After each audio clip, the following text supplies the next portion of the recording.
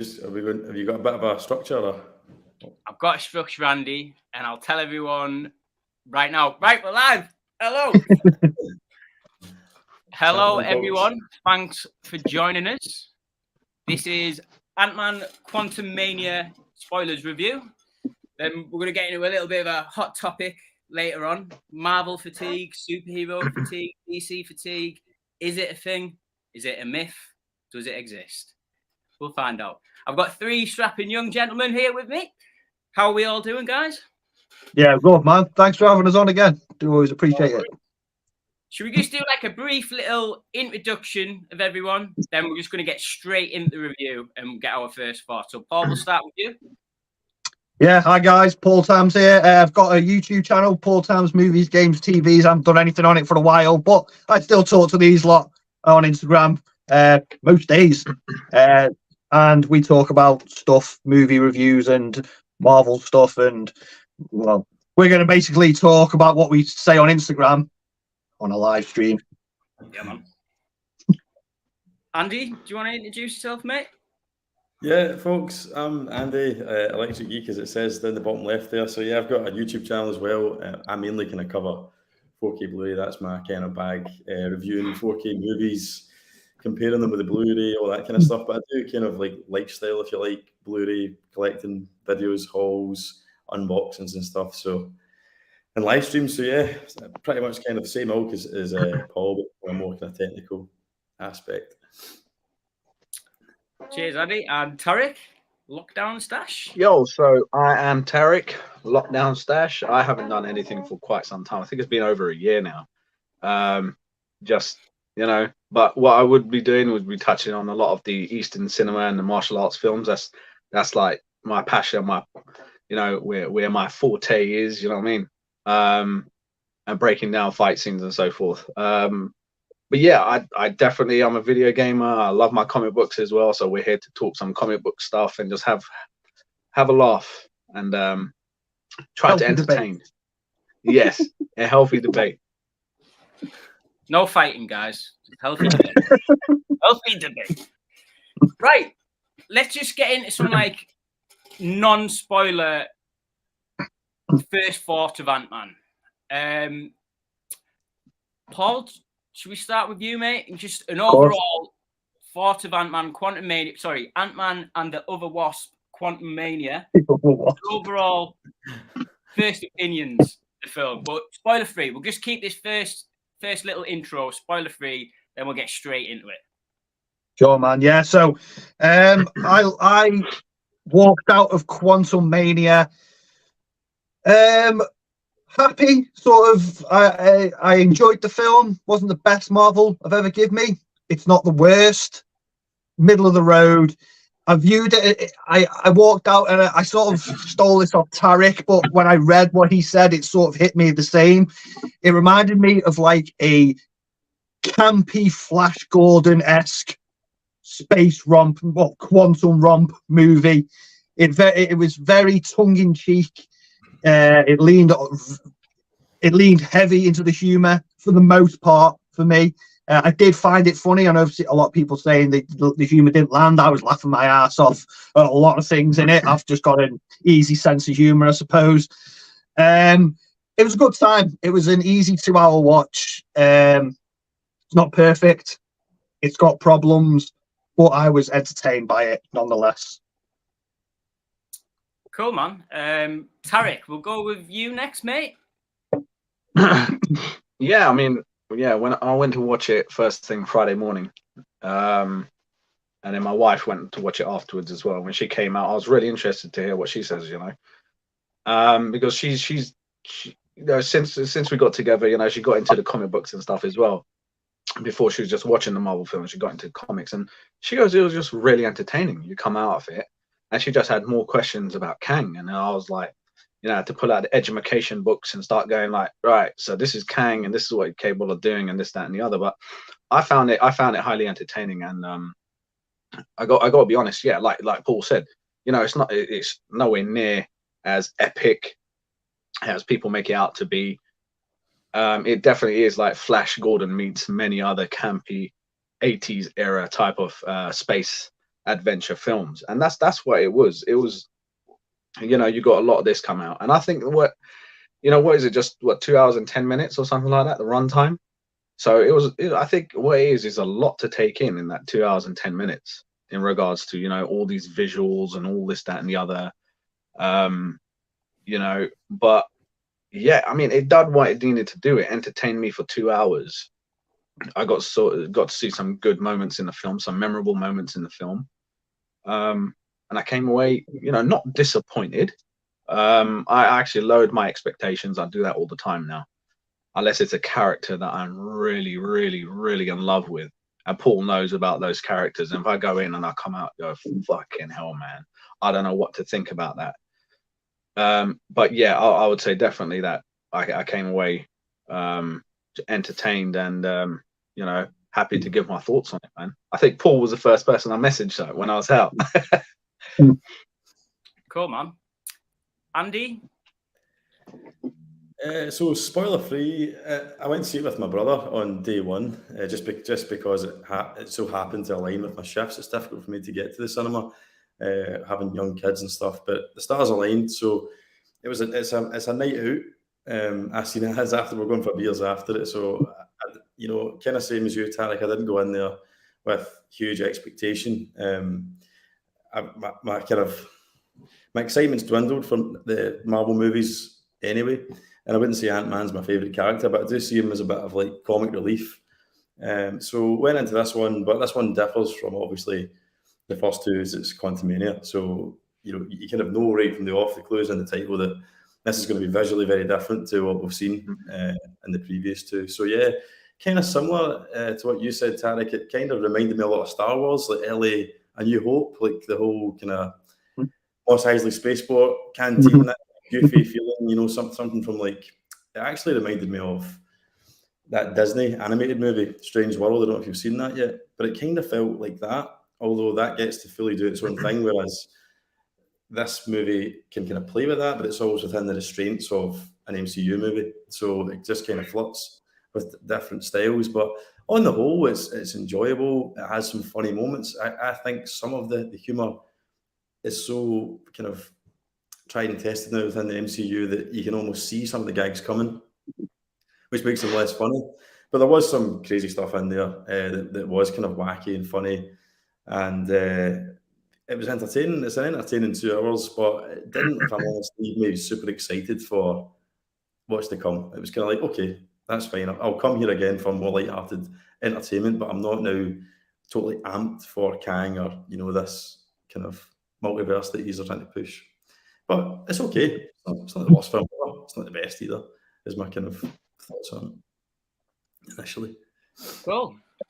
So my sort of opinion, overall, non-spoiler thought is, by the way, I only saw this film about 2 hours ago, so I'm pretty fresh on it. I haven't had a chance for it to sink in yet. Unfortunately for me, I'm a little bit disappointed. I think I'm more disappointed than you guys with it. It had some good moments, but for me, it sort of only like really ramped up for me in like the last sort of quarter of the film for me. I thought the first half of it wasn't great at all. Few story choices that didn't really gel with me.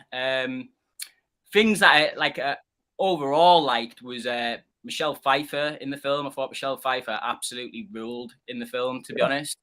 A little bit of a negative with her, but not necessarily with her acting or anything like that. It's more of a story element that they chose to go with, which I think's a sort of bigger problem.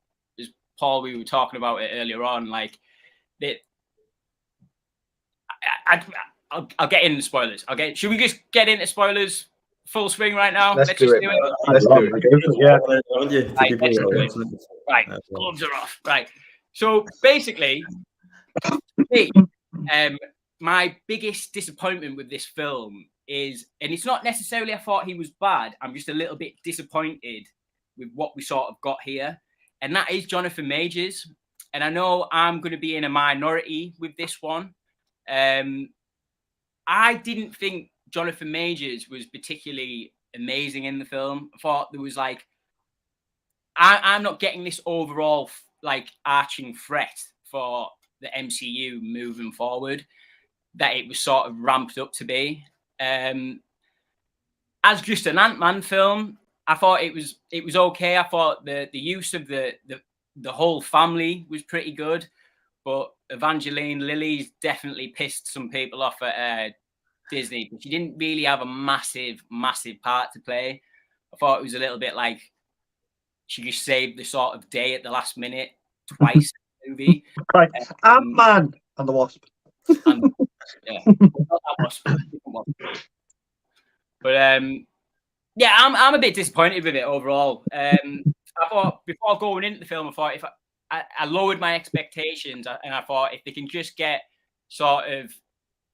me invested in Kang and that character, and know sort of what we've got moving forward with a villain like our Thanos big villain, I'd be more forgiving of the film. But I don't think they managed to get Kang not necessarily right, but I just didn't think it was as impactful as I thought it was going to be. Anyone at what were our overall sort of opinion of Jonathan Majors and the Kang portrayal? Tarek, what did you think, mate? Well, I'll go to the comics. And one thing I want to say is that Thanos has been used in different comic arts time and time again, because he can, and because everyone in the Marvel universe shits it when Thanos is there. Because not only is he just a Titan, right? The mad Titan, he is also highly intelligent, but also knows about, you know, everyone's weaknesses. With Kang, his biggest advantage over everyone is him having infinity number of variants of him. That's what it is. So it doesn't matter. You could kill a Kang, but you know he doesn't care. Like, no one's going to come back. And the thing is, I can't remember what story arc it is. I mean, we're on spoiler territory right now, right? We're discussing spoilers. Right? Okay, cool. So everything. Right. So at the end, how they say he dies. Obviously, we know that, yeah, there's different variants, so technically he doesn't die. But this version that we saw was highly unstable, literally obsessed with just getting out. He knew what he was doing, but then again, at the end of the day, he didn't really know what his main aim was. He just wanted to get out. Like, when they opened that portal at the end, he was just like, fuck this, I'm out. You know what I mean? I want to get out. He didn't worry about his ship being there. He didn't worry about anything else. It was like, literally, in my desperation, I want to get out. But what we know about him, what I know about him, is that he's actually made countless variants of his subconscious or subconscious already in the universe. So if one of those die, there's basically, I don't know how many versions of that same variant, if that makes sense, because that's how intelligent he actually is. So you could kill him, but he'll just keep coming back. And I think Jonathan Majors, his portrayal, in all honesty, when a lot of guys say that, it's you know, he's nowhere near as a threat like Thanos, it's one of those things where I think, like, with Thanos, we saw just hints of him throughout those other films, right? How literally whenever when the Chitauri, like, even when he gets up, everyone just shits it. But with Kang, he's been hidden most of the time. And but when we saw that end credit sequence with Loki looked like he was shitting bricks. So that is an inkling of what is coming. And I think Loki season 2, we're gonna see some serious stuff in that, because just his acting, just Hiddleston's acting there, like, I haven't seen his character like that in any of.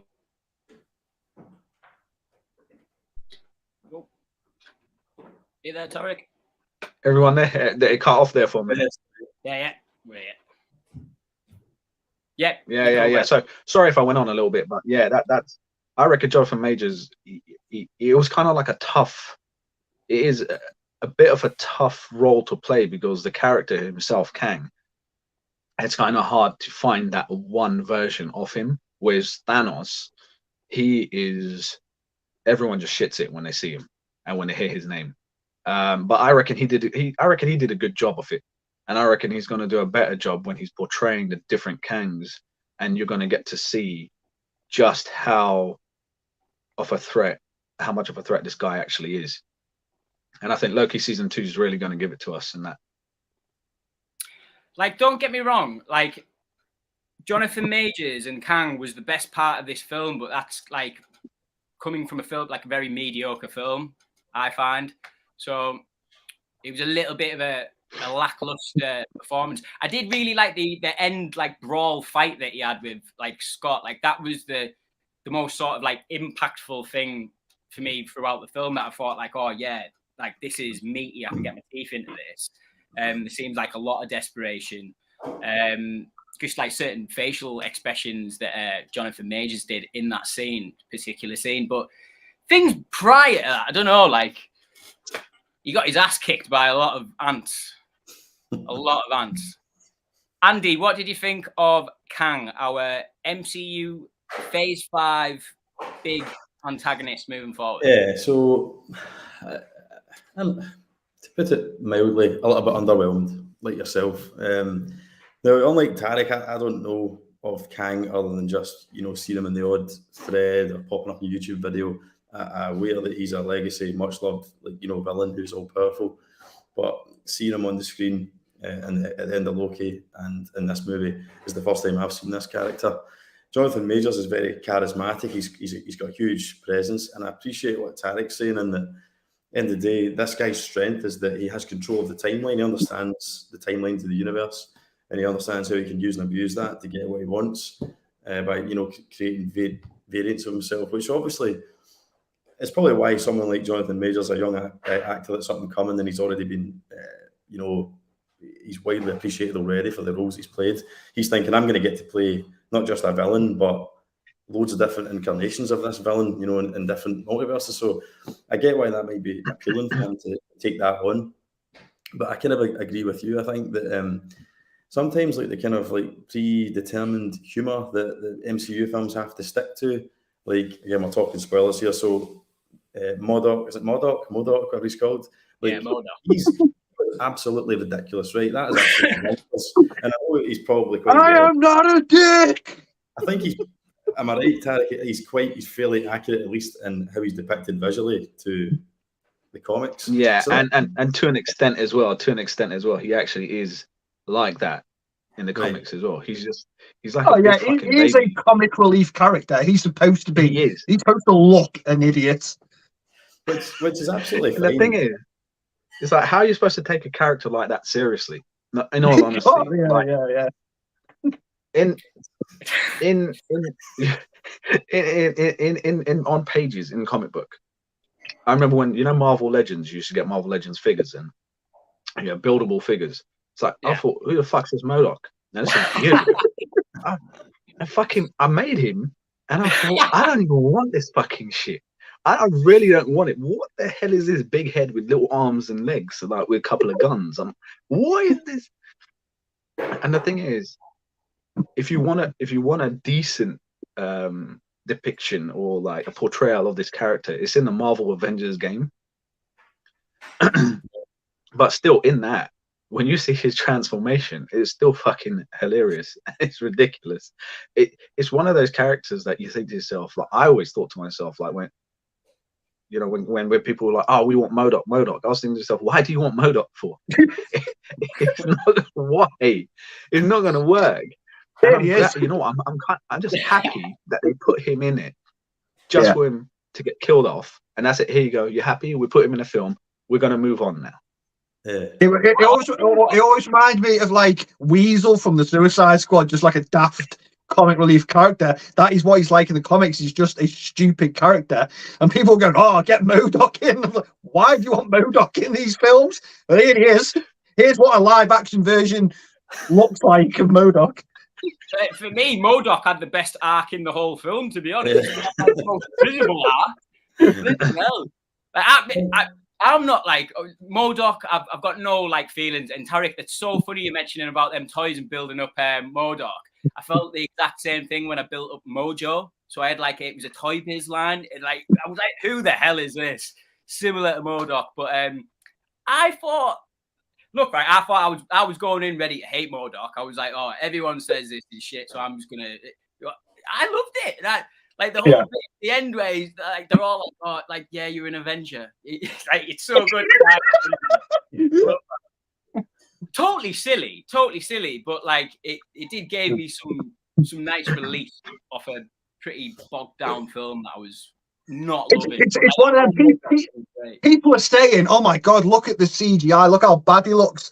And I was watching thinking, right, there's bad CGI and then there's deliberately taking the piss. Like that was character was designed I generally believe that wasn't like CGI, special effects artists being fucking put under the thumb. Like I generally believe that character was designed specifically to get a laugh out of people. I was in my seat every time I come on screen, just shaking like that. Little lad sat next to me who's just like, what the fuck do you keep laughing at? I'm literally in bits. Darren. Like, sorry, just to kind of the reason I brought him up was to make a kind of point with regards Kang. So don't get me wrong, I thought it was funny, and my brother and I kept looking at each other like going, "What the fuck are we watching here?" This is like ridiculous that you can't help it, even if you think it's maybe a little bit beneath you, kind of thing, intellectually. You still can't help but laugh at it and go, "Fair enough," But it's what I mean is when they kind of let it overlap into the seriousness, like when they're trying to get that balance of like drama and comedy. Sometimes they maybe come up with this great line, like that whole thing about. What's the line? It's never too late to not be a dick, right? Yeah, that's it. Building Kang up, and you've done quite a good job of making him quite formidable. We've had a lot of his backstory. You're starting to believe this guy, is capable. He's dangerous, and you're buying into. Can't let him get him out of the quantum realm because he's going to go hell for leather on Earth and all the rest of it. And then when he's having his big battle and that, the next thing he's getting he gets undone by like 1,000 fucking ants, and then like MODOK shouting, "Don't be a dick!" Right? That to me, that just made me kind of think like you've just completely taken the legs away from him there. Like taking the legs away from that character, and then his little legs. His little legs. 10 minutes later, though, then you've got Kang having quite a serious fisticuffs with Scott Lang. But to me, the kind of the weight of that character had been chipped away a wee bit. So I just felt that's why I bring him up, because he was funny, but I think sometimes they don't know when to like rein it in and like not let it take away from other moments and characters. I think that's quite prominent in a few Marvel films, though, that sometimes they mess the balance up a little bit from humor and then to seriousness. I think not all of them. Some of them balance it beautifully. Some of them, that's an example, as well as a few other Marvel films, that the themes and the balance of the humor to the serious stuff isn't quite right.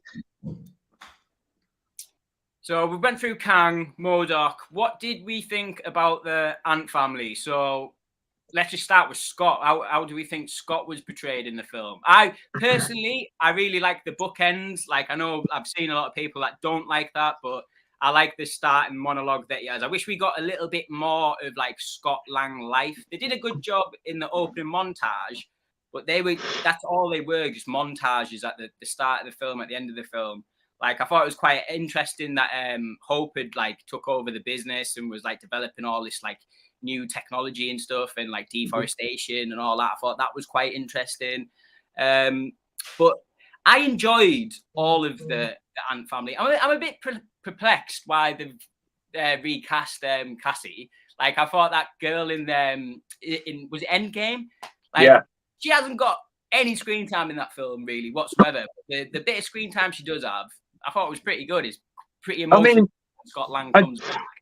I do wonder if, she served the purpose of that scene in that film where she, she's the daughter that he's missed, and he gives her the hug and whatnot. But now in this, they need like a girl who can do a lot of stunts. She doesn't do her own stunts, but physically he's got to do a lot maybe that actor couldn't do that as well as the one they've got. I do think they must have maybe screen tested or something. I don't know. I could be bloody making that up, but I liked the new Cassie. I liked her. I actually preferred her to the one we've seen in Endgame, if I'm going to be honest. I thought she was more memorable. Obviously, she had more to do in this. But it didn't bother me in the slightest. I can't even remember what the one in Endgame really looks like. I think that was such a quick scene just to sort of tie up that ending with Scott that I don't really remember.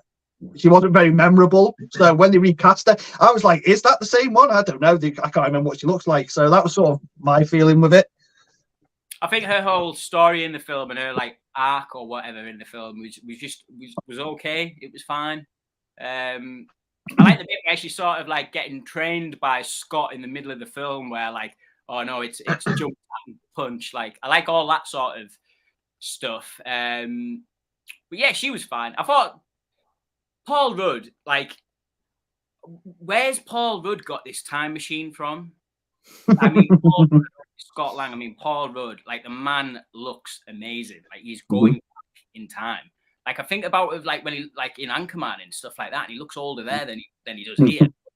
But anyway, yeah. Paul Rudd's always good. Always good. It's always a pleasure to see him. Hope didn't really have much to do in this film, I don't think. I don't know what's going on there. I know she had some like opposite opinions about like vaccines and stuff. Evangeline Lilly, but I don't know whether that's got anything to do with the amount of screen time she has in this film. I understand there was a few reshoots. I know there's reshoots with every film, but I've heard on the grapevine the ending was a little bit different from what they were going with. I think they could have went with a bit more dramatic ending, if I'm being honest, but that's just me. Anybody else stick out for you, Andy, personally? Any other characters? I know. Oh shit, we got bloody Bill Murray, didn't we, in one scene? What were your feelings on that? Was that a paycheck, or did you actually think he put in a bit of I liked his character. I liked his performance, and I'm a sucker anytime Bill Murray is in anything. I will watch. Bill Murray is my sort of like god of humor. I just love his humor is how I love humor, like dry as hell. And he does it in this film as well. I think I just love him on his on-screen presence. I like the whole back and forth with was he sleeping with Janet in the Quantumania and all that. And Hank Pym was like, what happened? Loved all that dynamic. Love when he comes out and but I slept with someone called Linda, and like he's just like Linda. For a minute there, I thought he said like I had it in my head, what, Linda Carter, and I was like, oh no, that's Peggy Carter. And I was like, was it going to be some sort of like whoa? But no, it wasn't. But Andy, what did you think of Bill Murray? Yeah, big fan of Bill Murray. I like his humour and stuff. I had seen little snippets that he was going to be in it. I just didn't know what capacity he'd be in. So when he did pop up, I did enjoy that scene. And like you were saying, the banter, the kind of the rivalry, like who's my dick's bigger than yours, kind of that went on was pretty good. I was just sad that again, spoiler, that he appears to perish in the background like quickly after. So I was like, oh, we've got Bill Murray in the MCU and he's gone. Yeah. So maybe, like you say, maybe the paycheck wasn't big enough. But if it is the whole multiverse thing, maybe it's because like it'd be nice if he keeps popping up as like throughout, because I suppose they've got that scope now that he can just keep appearing on a different timeline. He'll basically keep popping up everywhere like Stan Lee. Yeah, that'd be quite cool if he did that and almost became like the Stan Lee, maybe with a little bit more to do, but like the kind of the one thing you can bet on almost on every film or something would be quite good, but maybe that's just wishful thinking. What did we sort of think of like the overall look of the film? I've seen a lot of people say they really didn't like it and it was dead dingy and brown. I've seen people say it's like a kaleidoscope of shit. I've seen people say it on Instagram that it did. Like I said to you, Ellis, Andy, I said the entire third act of Endgame is green screen and it's in like a stony thing, purple lightning and stuff. I said it's called the Quantum Realm. It had its own aesthetic. It didn't bother me in the slightest. And people saying it looks like they're against green screen. I know what they're saying by that, because there are scenes where it's like, wow, that really does look like a green screen. Obviously, it is green screen, but it didn't offend me. It didn't look like the characters weren't there for me. I've seen people say that they did. It didn't look like they were just stood on in the volume. I thought it blended quite well with the film. It didn't offend me in the slightest. I quite like the look of it when I'm thinking about it. Tarry? The look of the film, I had no problems with it. It's obviously it's the quantum realm. It's supposed to look fucked up. It's supposed to be unpredictable. It's supposed to be like, what the fuck is this stuff going on? How Michael Douglas, Hank Pym was in there is how everyone's reaction really should be like, what the hell is this place? Like, what, you got jellyfish floating in the air and fucking ginormous like cauliflower head people and stuff like that. But it's supposed to be that. It's supposed to be unpredictable and messy because it's the quantum realm. It's not supposed to have form. It's supposed to be formless. It's almost as though whatever you think, where your imagination takes you is what the quantum realm is going to look like, if that makes sense. But whereas people started complaining about the CGI as being the worst that it's looked in any MCU film, then they clearly haven't seen Love and Thunder, right? At certain points in they clearly haven't seen that film, which I know in my honest opinion, I hate saying this about films, but that is a pile of dog shit and should be deleted from existence altogether. But it's definitely one of those things where it's just, I reckon it looked all right. It fit it did what it had to do, right? But when people overanalyze, like, oh, this looked terrible, that looked terrible, it's like, do you know what film you're actually going to go watch? Like, do you know what film, like a type of film it is that you are actually going to go and watch, right? All right, if you came out watching Avatar 2 and then you want to come and watch this, you know how long Avatar 2 took to make. Come on. Like, how long did it fucking take to get that perfect with the technological achievement, which is just fucking outstanding? And then compared to some of the MCU films that they have to push out because of scheduling, because of this, they got to think about actors fucking scheduling with different films that they're doing. And, you got to think about that as well. But people they want to overanalyze. People want to be over the top when it comes down to being critical about a film. But then they don't actually take into consideration that these films maybe have to be pushed out kind of quicker than the actual studio wants them to be out there. But it's literally you're forcing your hand, and you got to try and put them out, especially with Phase 4. You know what I mean? But I don't have a problem with the look of the film at all, to be honest. It was nothing that pissed me off. And when I read that so many people get pissed off about it, I'm like, wow. All right, man. Next. I'm not pissed off, and I'm not trying to overanalyze it, but I am sick of the volume. Like, I think the volume needs to be put in the bin. Like, I'm not joking. Save it for your Disney Plus shows, but don't use it for these films, because the line is extremely blurred for me. Like, there was a lot of Loki that looked better than this, I thought. Like, that season, like that season in general, I thought looked pretty good for the most part. Nothing really stuck out. But when you open this film in the volume, like the opening scene in the volume, and you've got Janet walking, like, nah, it takes me out of it. It takes me out of it. And the CGI hasn't always been this terrible in the MCU, but I think, Tarek, you touched on a point there where they are wanting to get these films out in a rapid basis.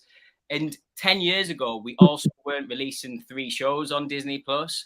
I just don't believe the manpower is there to produce these films in a way that look like they have been. Like, I think they've looked way better. And I think this is an argument that I'm going to bring over in the next part of the conversation. But Andy, what did you think of the overall look of this film?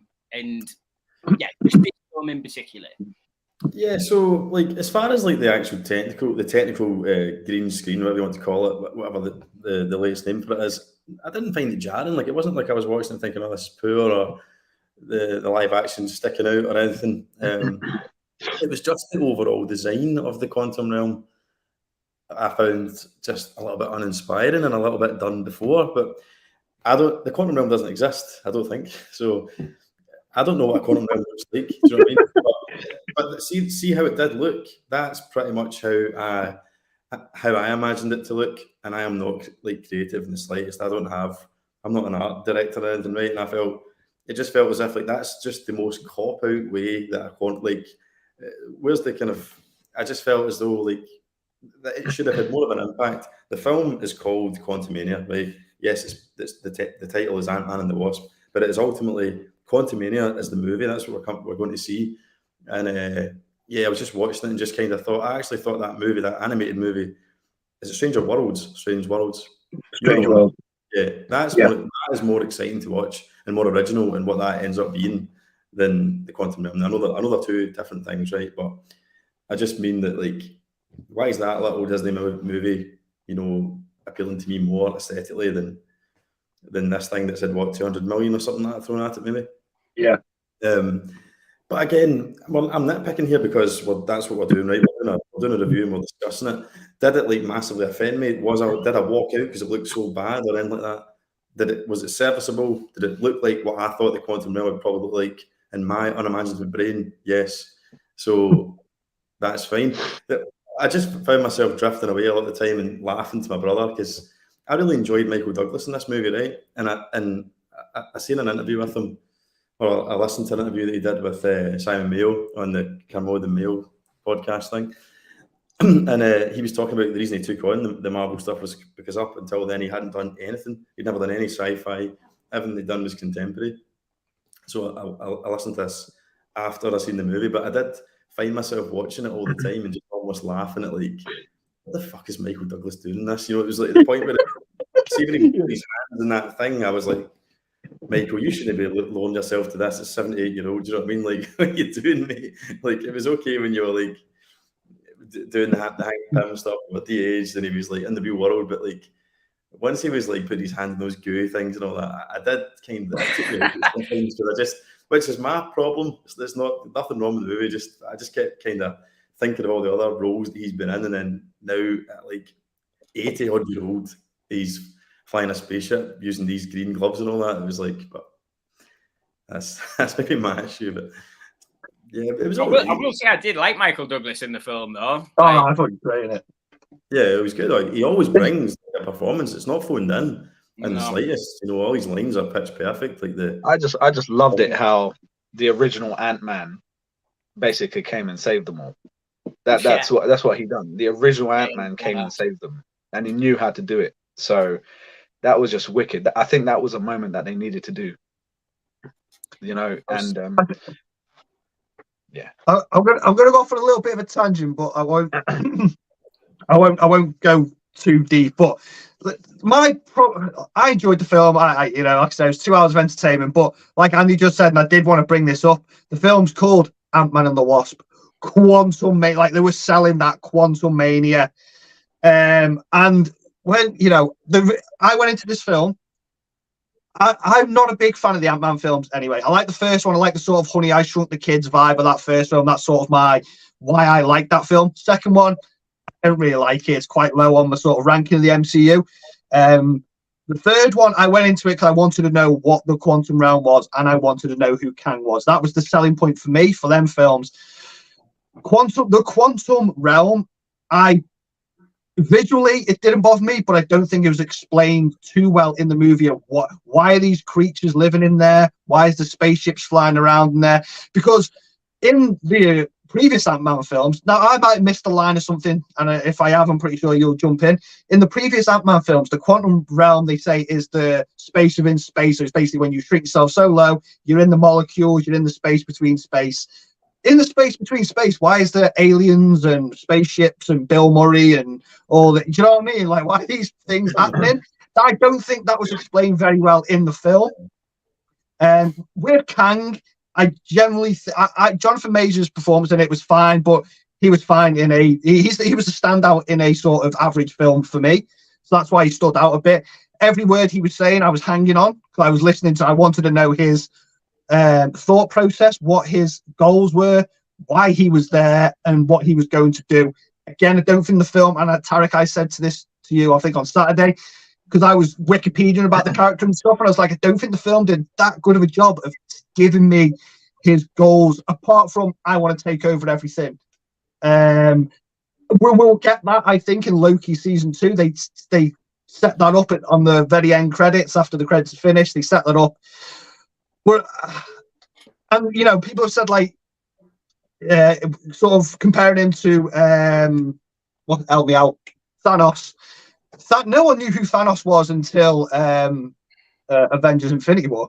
No, Thanos did nothing. Thanos did nothing in the MCU apart from sit in a chair, give the Guardians of the Galaxy villains some shit, and put the glove on. That's it. That's all we've seen for about 20 films. He was talked about. He was sort of mentioned. The problem this film's done, well, there's not a problem, but what they've done differently in this film is give you him right off the bat, the main villain right off the bat. But they're going to tease his sort of story arc through the films, whereas we were hearing about Thanos in the other ones. We didn't really get the payoff till the big event film, Infinity War.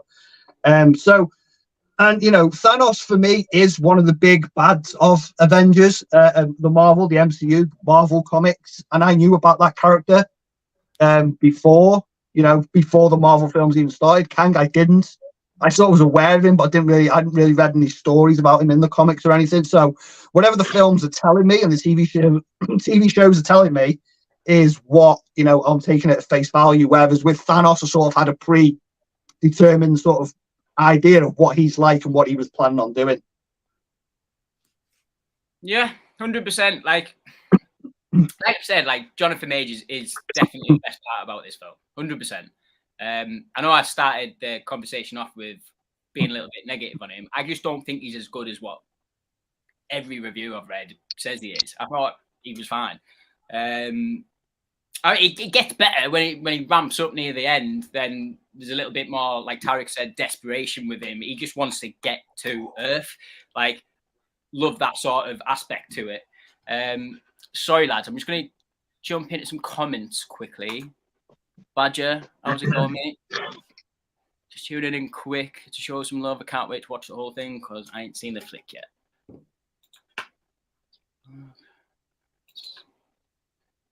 Tell Paul and Andy to post more content. Andy's doing a lot more than me.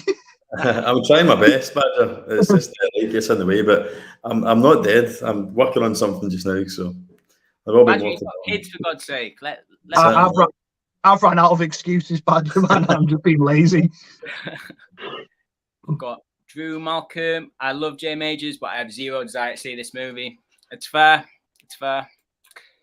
Good thing I will say to that is and we will get into this. Marvel aren't asking you to see this film. You don't need to go watch it. You don't want to see it. You don't have to see it. Simple as.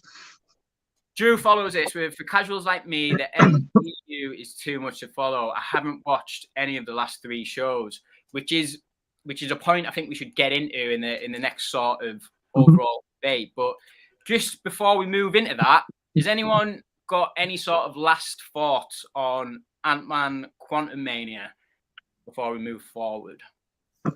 I think if you're looking, I put this on my Instagram, if you are off the hype train of Marvel, really off it, I don't think this film's going to do a lot to bring you back.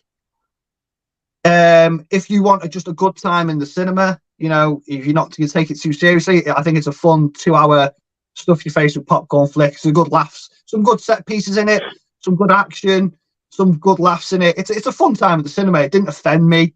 It's just, it's for me, it's sort of a middle of the road Marvel Comics movie. It really is. Yeah, Andy. Just really to reiterate what Paul said. Yeah, if you're looking for, if you love the MCU and you like the wackier, more comedic side of it, then definitely go and see Ant-Man Quantumania. But if you are more of a casual, or you're a kind of like Endgame, phase 1 to 3 diehard, and you've lost your kind of mojo with it, then this isn't going to get you back, I'm afraid to say. But yeah, Tarek. The film isn't epic by any means at all. It's an 80s-esque space adventure film with a villain. And in all honesty, if you think about it, you don't really need to watch this film to see what's coming. I'll be honest with you, you don't really need to. But that's a good thing about it, though. You don't really need to. They've already introduced the quantum that'll be realm. something that'll play into the next conversation. I don't think it's a film you really need to see, which can be a good thing if you are off the hype train of the MCU. Yeah, absolutely. But yeah, look, it's fun. Is it epic levels? No. Is it as bad as people say? No. I believe that though it's not. It's not absolute trash, fucking shit. This, that, and the other. Look, man, that whatever. If you went in expecting epicness, then you are gonna say that shit about it. But everyone just needs to make their mind up themselves. If you don't want to pay to go watch it, just wait for Disney Plus. Yeah, simple as. Like I did with Love and Thunder. Just wait for Disney Plus, and then you can make your mind up. Then simple. I'll go with that opinion. I think just wait till Disney Plus for this one. If you're a diehard fan of the MCU, go ahead, go for it. But I don't think you're going to get much sort of out of it going forward. Tell where we're going, basically, with the overall thing. But yeah, leads us on to our next sort of topic, which is a bit broader. I don't want it just to be. Hang on. It says Marvel fatigue, but I just mean superhero fatigue. I'm not trying to bash Marvel. I could change it right now, but I'm not going to. I'm going to leave it. Stand by your convictions, mate. Stand by your convictions. That's fine, man. That's all good. You put it up there, you put it up there. Right. I'll go with it. I'll stand by it, man. Marvel fatigue. I'm not necessarily saying I've got Marvel fatigue, but I think all four of us could agree that the fan base right now is off the charts, with people either hating it all of a sudden when it used to, or just getting sick of the amount of, I don't want to say content, but that's basically what it is at the moment. Yeah. Like, the only reason why it says Marvel is because, like, right now, currently, I'm sure it's going to come, but like DC haven't got like a plethora of like 3 shows and 3 movies a year. We're just not there with them at the moment. So it'd be, I'm not chucking them entirely under the bus just yet. But just with sort of Marvel, in a way, what I said to Paul the other day is I feel like currently at the moment with Marvel, and I think it's going to get better because Kevin Feige just come out and basically proved both our points on both ends. As in, like, he said about obviously the fatigue thing coming up, and he says like the movies are just like the comics, like there's so many different places you can go and like read, and if that's not for you, that's fine. But then he also did come out and say, yeah, we've got too many shows on Disney Plus. Like, it's just, I think it's fucking the game up a little bit. Imagine like a big glass and you've got some orange cordial in it, but like you've just got way too much water in the glass. So when you drink it, you're just like, oh, there's nothing sweet going on here. There's like there's hints of it, but there's way too much water in this glass. That's where I feel like we are with Marvel at the moment. Everything's just like sort of stagnated to like sort of mid-tierness, in my opinion. And I think the shows are detrimental to the movies because, like I said earlier on in the review, the line should not be blurred between movies and the TV shows, in my opinion. I know we live in the golden age of TV and we're watching like The Last of Us and stuff like that and Game of Thrones, and like we really are like at the height of TV. But I don't know, man. I think there needs to be more of an effort of like, I can't get my words out. Difference of the shows to the movies, where I don't feel like that is a thing right now. And in my personal opinion, is sort of making me fatigued. Now, I know I don't need to watch all these shows and TVs, but at the end of the day, we all love this stuff. We're all going to watch it. It's fine. But yeah, man, that's sort of my opinion on it. It's not necessarily like 100% massive fatigue. It's just, I think Disney Plus with these movies, it's not a great combo. Guys, Andy, what do you? I know you haven't got long, mate, have you? But I could probably do another 20 minutes, mate. I can go to about 8:30. Cool. We'll go with you first. Marvel fatigue, superhero fatigue. Is it a thing? Is it a myth?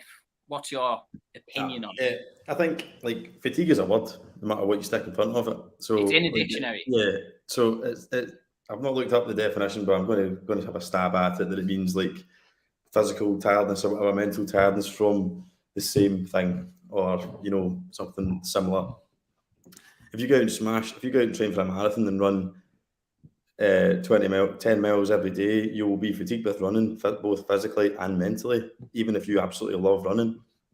So the same goes for superheroes and Marvel. Now the reason it's kind of seems, I think, unfair and like the MCU gets bullied is because the MCU is unique. There isn't anything else like it. Like yes, you've got or ever has been. or ever has been, exactly. So I love it.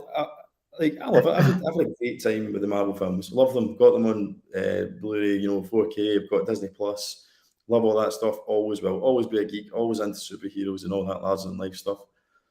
However, I'm not going to sit here and say that I knew the comic books inside out, and I'm one of that kind of generation that knew exactly, who Thanos was, who all these characters were, and I was just waiting for it to come to screen. So I kind of I liked all the main players, and then I found out as we go with everyone else, and it was great, But we're now in this kind of generation where superhero movies are a genre. I was saying this to Paul the other day. There, it's its own genre. Like you can maybe argue it always has been, right? But yeah, in the 70s you had Superman, in the 80s you started to get Batman, right? It still probably wasn't a genre because you could count on one hand how many superhero films we have. I mean, we now have, what's the MCU up to? 31 movies that are all connected, every single one connected. Like that is a monumental thing, which obviously came to a head for most people at the sweet spot with Endgame, the first time it built to like a satisfying and really dramatic conclusion, and Endgame is for that reason one of the highest grossing box office movies of all time. The trouble is, right, is like I look at that as one movie, if you like, or you would look at The Dark Knight as a trilogy. It's only 3 films, but it had a clear beginning, middle, and an end. Yeah. And that's phase 1 to 3 of Marvel did. And nobody's seen it coming. And everyone from your granny to, like girls and stuff who wouldn't normally be into that stuff, everybody loved it. If you said you didn't like the Marvel films, people were like, what? Like, what do you mean you don't like the MCU? It's like everybody loves the MCU. But now we've got ourselves into that particular bit where people are becoming tired of superhero movies in general, because obviously you've got the DC, we're trying to do their thing. You've got all these other, you've got the boys, you've got different comic books are trying to get in on it. And some of that content's great. Most of it's great, I think, because I like that stuff. But we're now in this era where Marvel had a winning formula, a really cracking winning formula, which was getting that balance of comedy and drama and the whole overarching premise of it. But they've done it 31 times now, and people, myself included, are getting tired of it. They're obviously trying to recreate 1 to 3. They think, well, we've got this Kang Dynasty thing. Surely it'll just be the same success. People will buy into it. We can hit them with new characters. Ones we've not showed them yet, we'll build up to a big finale. Well, no, because it's like it's a sequel to the first film. The first film was that 25 movie, and now you're gonna hit us with another 25 films, to build up to that. And I'm not saying it won't be good, but the original magic is gone. Your casual viewers aren't going to be as swept up in it as they were the first time around. That's my take on it. It's still going to make a lot of money, but I think when this is all said and done, the Kang Dynasty thing, people are still going to look back at the original movies, phase 1 to 3, and think that was the golden era. So to wrap up, appreciate I'm going on a wee bit here, but but to wrap up, I do think it's a thing, and I think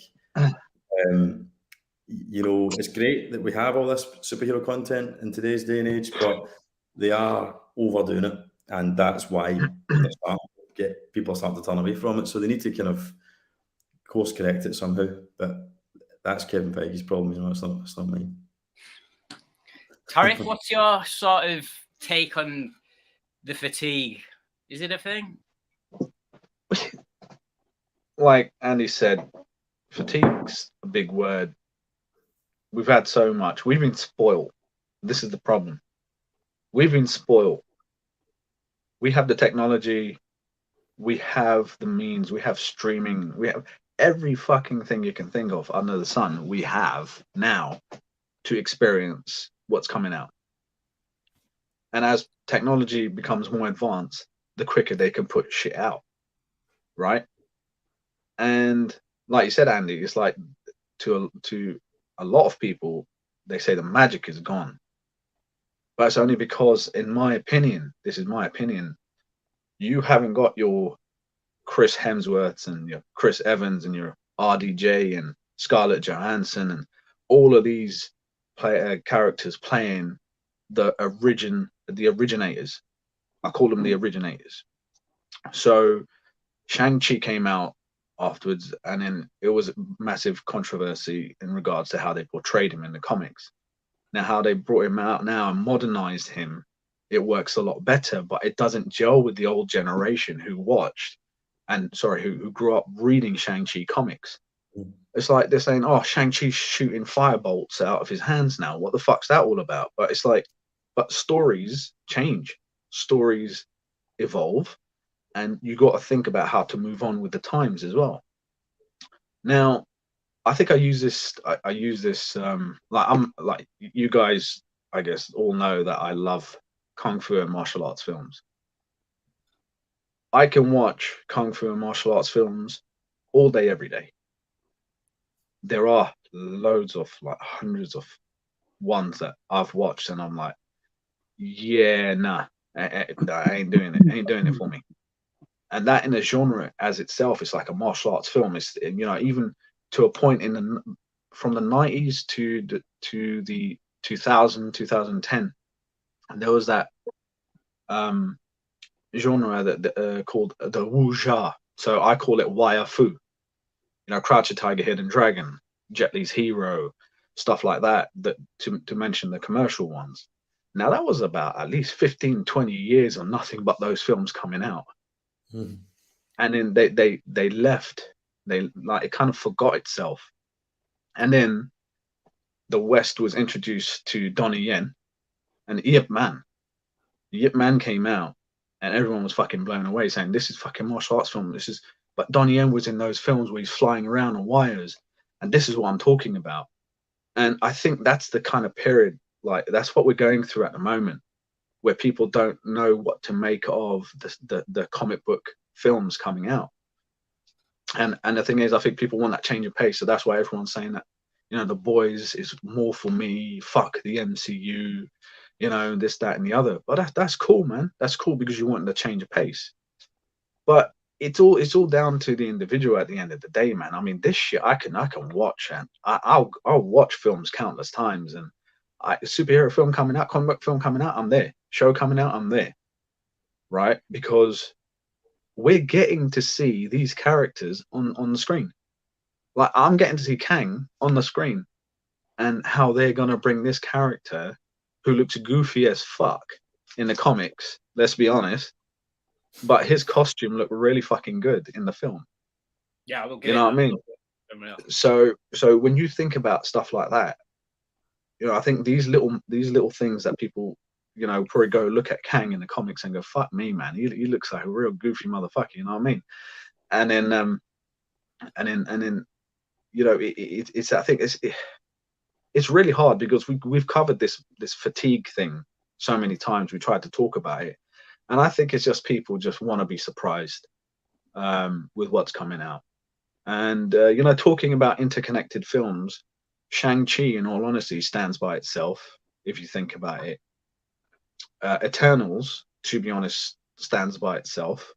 As a show, Moon Knight stands by itself. If you think about it, Hawkeye as well pretty much stands by itself as a show. Yeah, WandaVision, you'd have to find out what happened. Like, you're gonna go in and you're gonna be like, what the hell? Loki, same thing. But I think they are trying to bring out things that you can watch as standalone films or shows as well. I mean, like I said, this one you can go into, and even if you've never really seen an Ant-Man film and you watch this one, it kind of does tell you about the history and stuff of the characters, and which is really good.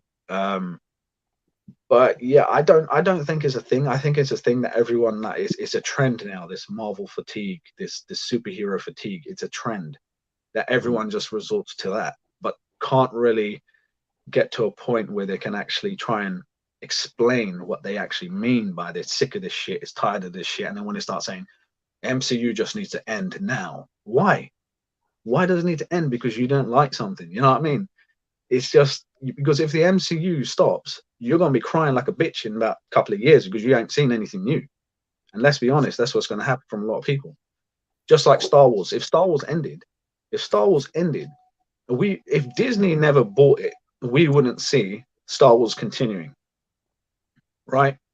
And this is I don't know if I've answered the question. I'm sorry if I went on a little bit, but it you know what I mean? It's just, I reckon when when people talk about the fatigue and stuff, I understand, but when it comes down to forcing their opinions onto people who still love the shit, I don't accept that. I don't agree with that. So yeah, I mean, if I've answered the question, man, I hope I have, if you guys get the gist of it, but that's just my passion and it just bleeding through. So I think phase 4 was all about like swings and trying to like get a collection of new characters that we can all get behind, which I think may have been a little bit jarring for the overall audience, because we've been conditioned like since 2008 to follow all these movies like on from one another, and I think the fans, casual and diehard fans, got a real kick out of that. So when we got to phase 4, that went out the window. It was all like, right, these are all new characters. It's nothing's really going to connect with each other. Like, you're going to get a post-credit scene here and there that might have something to do with the future, but these are all pretty much standalones, which I find funny because you get so many arguments saying, oh, we just need more standalone movies, but then they cry when they're connected and you say, well, you need to watch this movie and this movie. Especially, like, I think the problem is, like, if we start going down the Disney Plus route where you have to watch the shows and stuff, like, then I think there's a bit of a problem there. The MCU is big enough to have simultaneous stories happening at once. I think you can have a cosmic story happening with the movies, whereas the Disney Plus thing, bring it back down. Utilize your smaller budget for street level stuff. Like, I didn't love it, but I thought Hawkeye and stuff like that, I got a proper sick thrill out of Hawkeye because I love the use of New York, to be honest, and just the street level stuff. And it got me excited for what a Daredevil show is going to look like. But I've got... So you're gravitating towards the stuff you like? I am, totally. Yeah. I know that. It's like, I was saying to Tarek the other day on the message that there's not really any players bar Spider-Man. And if we're being honest, Spider-Man in like the last 3 MCU movies, for me, hasn't truly became Spider-Man yet, which sounds insane. But the end of No Way Home was, to me, that was the birth of Spider-Man. So it's like we were saying. The Homecoming trilogy, I refer to it as, is basically his origin story to becoming actual Spider-Man. Yeah, 100%. And the way No Way Home ended, I think we even said this, Paul, on the stream that we had that time. It was an origin story. Those 3 films is an origin story. And at the end, we're given his apartment. He's making his own suit with a sewing machine. He's got a police radio, and you know where it's going to go. And even Kevin Feige as well got asked about it, and he goes, "Oh, we got big plans, and we're still deciding, and we think we know where we're going to take him." And when he even said as well that he plans to make Daredevil and Spider-Man lead the street level heroes, he ain't chatting shit. He's not talking shit. That just excites me altogether. That these 2 heroes are going to be street level heroes who will appear in other people's films, but mainly, you know, we're going to get some standalone stuff happening on the street level, you know, and it's going to be great, man. And like you said, like this phase 5, I think we're only getting 4 projects in total this year. That but that's really good as well. Like, we're not going to get 3 films of the MCU films in 1 year like we did last year. Here we are. You know, we're getting 3 this year. Are we? 3 what? last year. Doom films. No, we're getting 3 this year. Are we getting 3 We're this getting- year? Yeah, Yeah. Guardians of Guardians Marvel. of Galaxy. Guardians of Galaxy and Marvels. Yeah. Apologies. Yeah, Yeah. they've just moved the Marvels, haven't they? They've just took that way off the. Yeah. Well, They're competing it with Doom 2, which I've noticed. They're doing what? Doom 2? It's coming out the week before or after Doom 2. Part Right. 2. Oh, interesting. Is that a follow-on to the Carl Urban one? Or is that Doom. kind of a reboot? Doom. Or Not, Doom? not, I thought you said Doom. I thought you said Doom. not that classic. The Rock. Brilliant.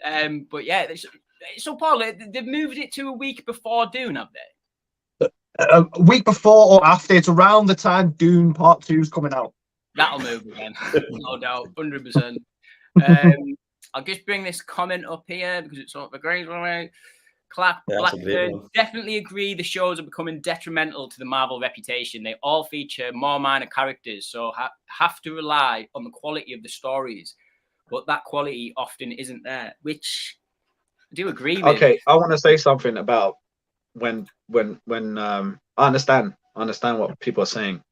You know, when people are going in and saying the story was whack, the story was this, the story's oh my god, what? There's hardly any story. If you look at Iron Man 1, let's go with Iron Man, yeah? He's a rich dude, he's a dickhead, makes weapons, gets kidnapped, makes an armor to get out, sees what terrorists are doing, tries to flip the script, save the day. Is there a massive fucking mind-boggling story to that? No, seriously, is there? It's the way the story is portrayed. Now, what happened to like the reason why I really like Hawkeye's like up there, like one of the best Disney Plus things for me, and that's because of the family values that show concentrates on. It's almost as though everything else is secondary, but it's all about how Clint Barton is dealing with shit that he's going through right now and trying to balance his life, and all these things are coming into it. But again, once again, you'll get like the story in Ant-Man Quantumania. People are, story shit. What did you want it to be? Like the guy's trapped. He's trying to make a deal, trying to get out. He can't get out, but we know it's going to lead up to next shit. It's like, what do you want the story to actually be? If that makes sense. So when people say that the quality of stories is dropping, no, it's because it's just the way it's being portrayed, right? If that makes sense. Right? Listen. I'm going to start spitting some facts now. Here we go. Listen. Right. Daddy's win then. Marvel fatigue. Andy, you dropped the fatigue is a real thing. Yeah, it is. It means you're tired, you're worn out, mentally drained. What do you do when you're fatigued of something? Tell me what you do. If you're fatigued of work, if you're fatigued from work, what do? You go book holiday, rest, take time away, rest. Leave it alone. Right. So people are coming at me going, I'm fatigued of superhero films. I keep saying it. Stop watching them. Marvel ain't forcing you to watch any of this. None of it. Now, listen, right. These films have been going since 2008. We've had the first, how many films were there in the Infinity Saga, which was the first big overarching story of that. Beginning, middle, end, the Infinity Saga. That's what they wrapped it up as. We all followed it along, yeah? We all loved it. But that's finished now. How many Marvel films has there been? 31? Tarek, you're a big comic reader. How many comics do you own and have in your house? Roughly. Countless. Give me an estimate. Easily 2,000. 2,000 Marvel stories you own in your house. And casual fans are now getting annoyed because they're sick and tired of 31 stories. It's like, Marvel Comics has been thriving for years and years and years, and people need to really start looking at these films now like they are comic book movies. If there's loads of Batman comics down here, if I was to pick 20 of them now, out here, 20 Batman comics, and went to you, here's 3 essential top-tier Batman comics. Year 1, Dark Knight Returns, Hush. You want Batman stories? There's Batman stories. These other ones I've got here, give or take. I enjoy them because I like the character, but you know, I'm not telling you they're essential reading. Avengers Infinity War, essential. Captain America Winter Soldier, essential watching. For me, Spider-Man No Way Home, essential watching. Then you've got films like, I don't know, Doctor Strange, the first Thor film, Captain Marvel, Iron Man 3. These are all from phase 1 to 3, by the way. Ant-Man and the Wasp, the first 4 film. They weren't essential watches. You were just watching it to... A lot of people were just watching them films for the next bit of the story. And like anything that's long storytelling, I'm going to use The Walking Dead as an example, because Andy, we've had this discussion before. You were on the hype train for The Walking Dead. You got tired of it. It just kept on going and going and going and going. So the casual fans of that dropped off. The diehards carried on with it. I think that's what you're going to get with Marvel. Now, but the difference between Walking Dead and the Marvel is the numbers shown that the viewership dipped dramatically. I mean, that was like the most watched show on planet Earth. And even after the dip, though, even after so many people dropped off, it was still the most watched show on AMC, on whatever channel it was on. And I think that's the same with Marvel. You can lose as many fans. I don't want to say all the fans, but you can lose so many fans, and people will drop off because people just get bored of things. That is just human nature. People get bored of the same thing over and over again. There's long-running shows I've watched and got bored of. X-Files. I used to love the X-Files. Got bored of it because it just kept going on. And that's one of the best, you know, people say that's one of the best shows ever made. But they're just using that, you know, picking and choosing the bits they like from it to say that. And, you know, Marvel won't force you to watch these. No one's point of good. If you don't like superhero films anymore, you don't need to go and watch them. You don't need to go and watch Quantumania. You don't need to go and watch Guardians of the Galaxy. If you're happy with Endgame being the end of the story for you, then have it as that, because, you know, there's Batman comic book readers out there who the New 52, once that ended, they were done. Then they went into Rebirth. People sort of jumped off. They were like, I'm not digging this. Cool.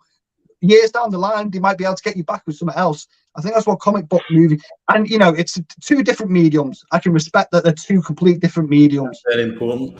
That is very important. That is very important. But they're still doing the same thing. They're still telling you a story. Storytelling, no matter what medium you look at it in. So yeah, it's like people. I think people have got this sort of, because of how good Infinity War and Endgame and even Civil War, like them couple of films really leading into that ending. They were getting a few good hits out one after the other. But I think people are sort of romanticizing that was so good that what all became before it was incredible stuff. It wasn't. It was making money, but I was walking out of things like Iron Man 3 and the first 4 and the second 4 and Doctor Strange going, yeah, I enjoyed it, but they're not the characters that I love. I'm there for Spider-Man, Captain America, the Iron Man. They're the characters I grew up with before these films even come out. I will be going to watch them day one, showing one. The other stuff, you know, I will watch at some point. Could be day one, could be weeks time, months time. And again, that's another thing. Like, people think like they have to rush out and watch it now. You have to wait for it on Disney. There's 3 films a year. That's 6 hours out of 365 days. 6 hours out of 365 days you have to, if you want to continue this saga. There's not a lot to ask, really, is it, when you think about it? But yeah, Marvel fatigue is there. Am I saying it's not there?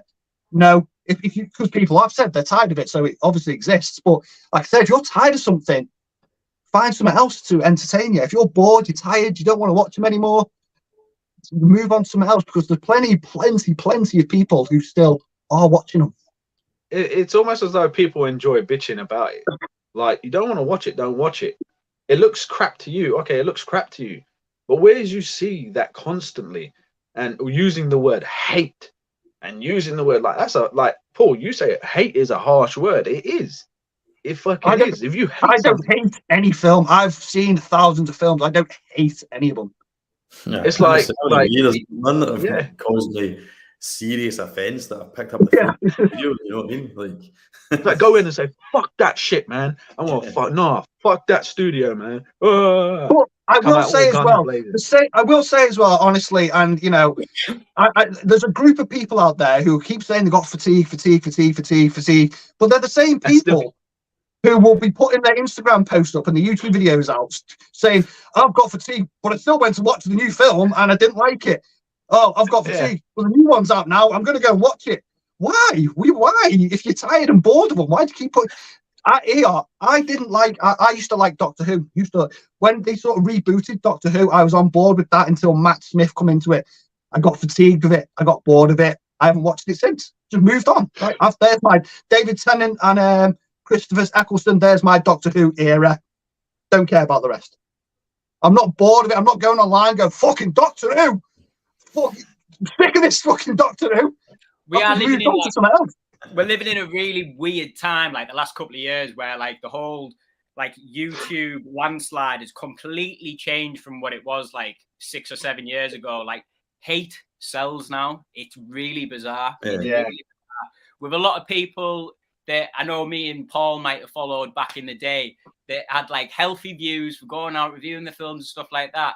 But now it's like massively dropped for a lot of people because they're going out and giving honest opinions and not just going out and saying, I hate this, I hate that, I hate that.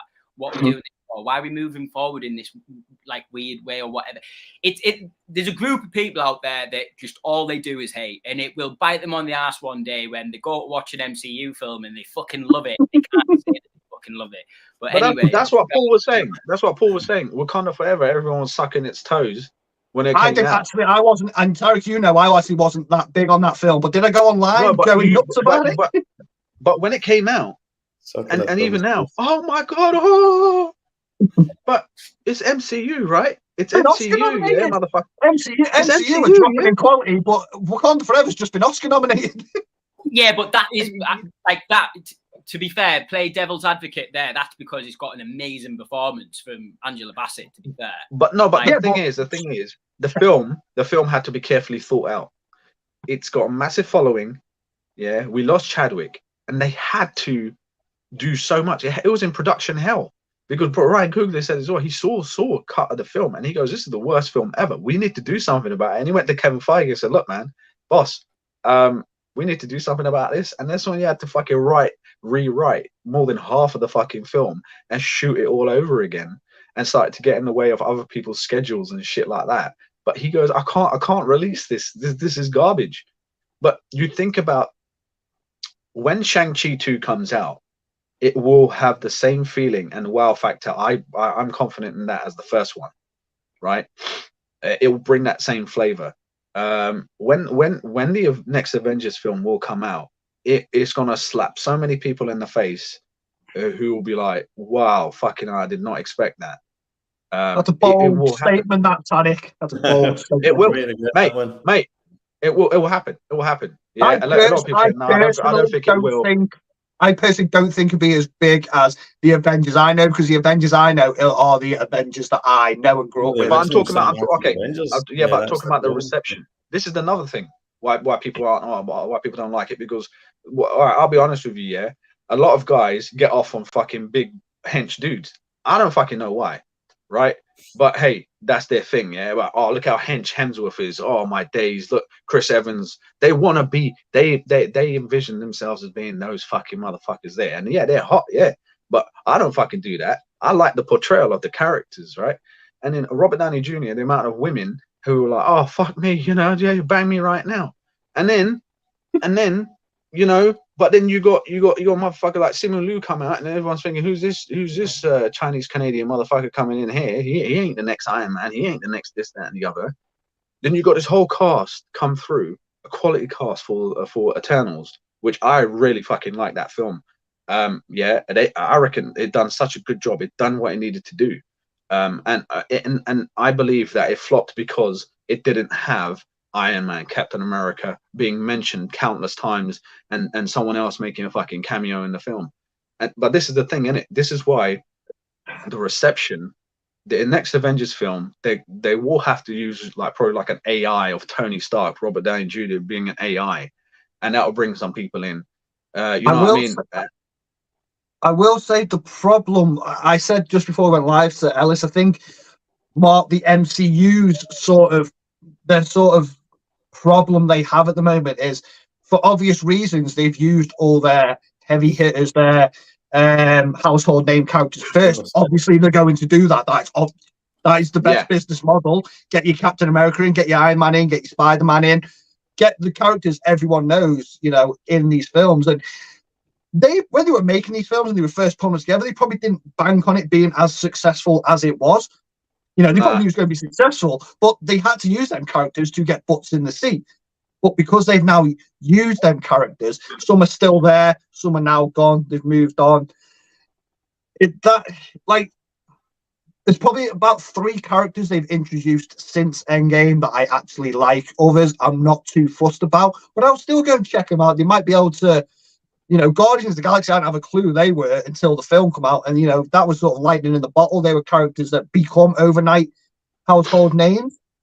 Iron Man and Captain America right at the beginning weren't household names in 2008. Like, they weren't. I was saying to you, Paul, it was quite like a bizarre concept for me in 2008. I remember getting an Empire magazine, and it was a double spread of Robert Downey Jr. in that cave welding his mask. It was the first image that was released, but I was like, Iron Man, I'm not like massively familiar with the character, and nor was I with Captain America really. I'd read Winter Soldier, but that was literally, that was it. That was my knowledge. So seeing that adapted was pretty amazing. But yeah, guys, we haven't even got the X-Men yet, which arguably for me, Marvel's Batman and Superman is X-Men and Spider-Man. So we've got Spider-Man. We haven't even got like the daddy, which is X-Men, which branches off into a whole other thing. Like, I think that's their sort of like ticking back to, and you know what, and that's what they're leading towards.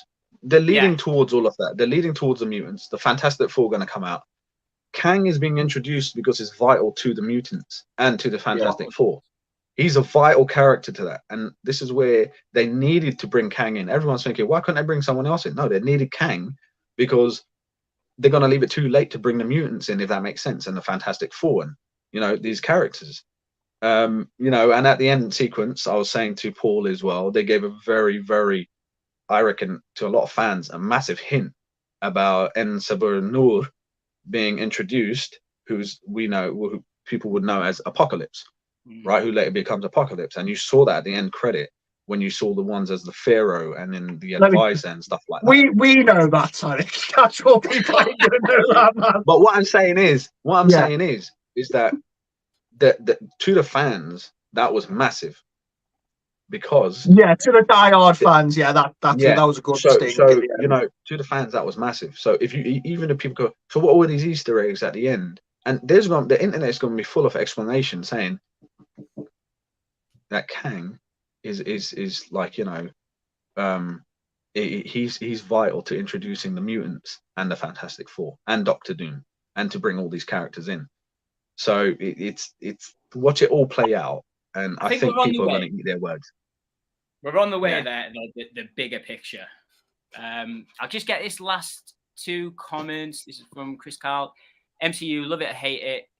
For me, it still gold standard of current comic book movies that Hollywood studios are releasing. Every story isn't going to be for everyone, same as the comics. I agree. Yep. Yeah, that's exactly how I look at it now. Yeah.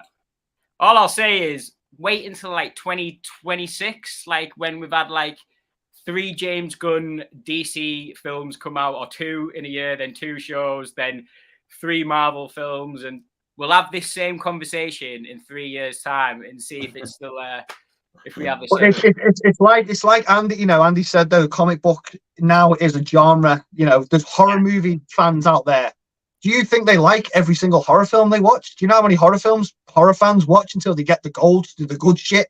You know what I mean? Like, you watch hundreds of horror films a year, just trash horror films. Not saying the MCU's trash, but it's one of them. Like, I don't repeat myself, but it is one of them. We're at a point now where there's so many, you can sort of pick and choose. You're going to gravitate towards more the characters you like. Them films are going to work better for you. Like, you know, that is how films work, and that is how, if you like a character, you're going to enjoy that character in the film.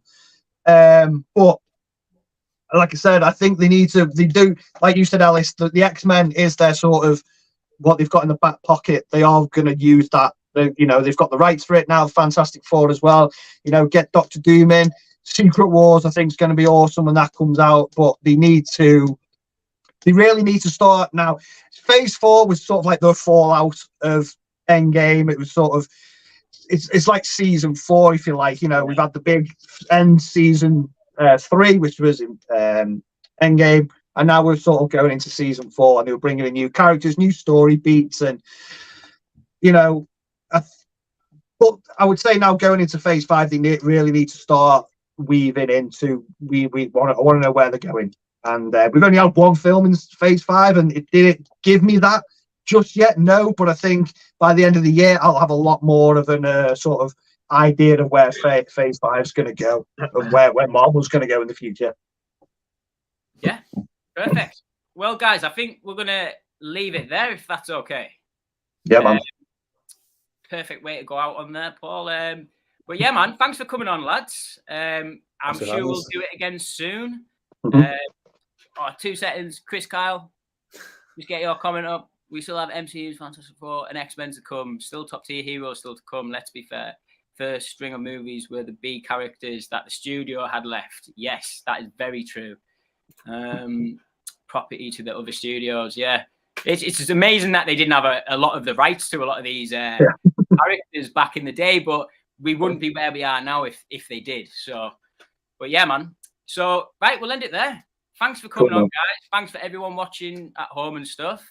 If you want to just, Paul, where can they find you, mate? Just on your YouTube's, Instagram? Yeah, man. If you just search Paul Tams on YouTube, I think it just comes straight up. But I haven't been really active on it in a good half a year, but I'm always active on Instagram. Same, it's just Paul Tams. I'm always talking to these guys, and my DMs are always open to anyone who joins me on Instagram. I just do what I do here, just chat about films and geek out. Yeah, man. Tariq, thanks for coming on, mate. Where can people find you? Same, Lockdown Stash on YouTube. Once again, I haven't done anything for, I think it has been a year, so kind of shameful. But I am active on my Instagram as well. Same, Lockdown Stash. The little icon will look just like me. I'm just wearing a hat that says LDS on it. So yeah, that's it, man. Yeah, and Andy? Yeah, you get me on YouTube as well. Obviously, just look up Electric Geek. You'll either get a guy showing you how to wire a plug, or you'll get me talking about movies. Seems to be the two Electric Geeks that are on YouTube. But yeah, you'll find me on Instagram. Same, DMs are always open if you want to chat movies and stuff. And I haven't put anything out for a couple of weeks, but usually I'm kind of on a weekly basis, and there'll be one dropping this week. So yeah, the lines are always open. Fire over, subscribe, fire me a comment, whatever. Cool, man. So just as far as any more content coming out from me upcoming, it might be I'm thinking about doing a Scream stream. Paul, maybe see if you're up for that one, mate. I've recently just watched them all. Fucking loved all of them. Spoiler warning. But, yeah, man. Thanks for watching. Cheers, guys. See you later. No worries. Nice to see you again, guys. Catch you. Cheers. Take it easy. Bye, man.